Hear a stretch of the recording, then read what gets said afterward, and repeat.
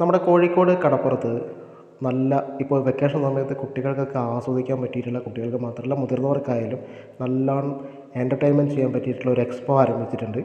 Arabian sea expo എന്നാണ് അതിൻ്റെ പേര്. അവിടെയിട്ട് കടന്നു കഴിഞ്ഞാൽ ഒരുപാട് കൗതുകകരമായിട്ടുള്ള വസ്തുക്കൾ നമുക്ക് ആദ്യം തന്നെ കാണാൻ കഴിയും. കുറേ യന്ത്രമനുഷ്യന്മാർ, അങ്ങനെ ആധുനിക ടെക്നോളജി ഉപയോഗിച്ചിട്ട് ഒരുപാട് രസകരമായിട്ടുള്ള മെഷീനറികൾ ഇതുപോലെ കേട്ടോ. ഇതൊക്കെ നമ്മൾ ചാനലുകളിലേക്ക് കണ്ടിട്ടുണ്ടാവുക. അങ്ങനെയുള്ള ഒരുപാട് കാര്യങ്ങൾ നമുക്ക് കാണാം, ആസ്വദിക്കാം. ഇത്തരത്തിലുള്ള ഓരോരോ കാഴ്ചകൾ.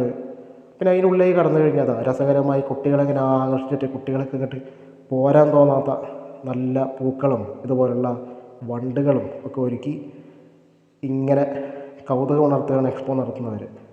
കുട്ടികളെ കൊണ്ട് ആകർഷിക്കുക ഇതുപോലുള്ള മത്സ്യങ്ങളുടെ വലിയൊരു ശേഖരം, നല്ല അടിപൊളി അക്വേറിയങ്ങൾ, നമ്മൾ കാണാത്ത കടൽ മത്സ്യങ്ങളുടെ ഒരു ശേഖരം തന്നെ ഇതിനുള്ളിലുണ്ട്.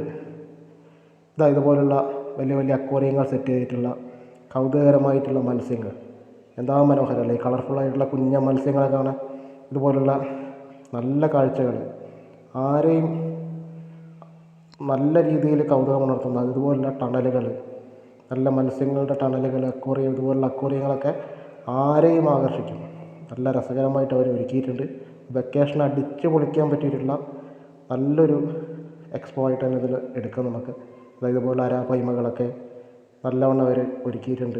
കളർഫുൾ മത്സ്യങ്ങൾ, മറ്റ് കടൽ മത്സ്യങ്ങളൊക്കെ തന്നെ വളരെ ഭംഗിയായിട്ടുള്ള തെരണ്ടികൾ, ഈ തെരണ്ടികൾ ഇതുപോലുള്ള വളരെ രസകരമായിട്ടുള്ള ദൃശ്യ ഭംഗികൾ, ഇങ്ങനെയുള്ള വണ്ടുകളൊക്കെ കുട്ടികളെ ആകർഷിക്കാൻ വേണ്ടിയിട്ട് ഇതുപോലുള്ള പക്ഷികൾ, അങ്ങനെയുള്ള വളരെ രസകരമായിട്ടുള്ള ഇലക്ട്രോണിക്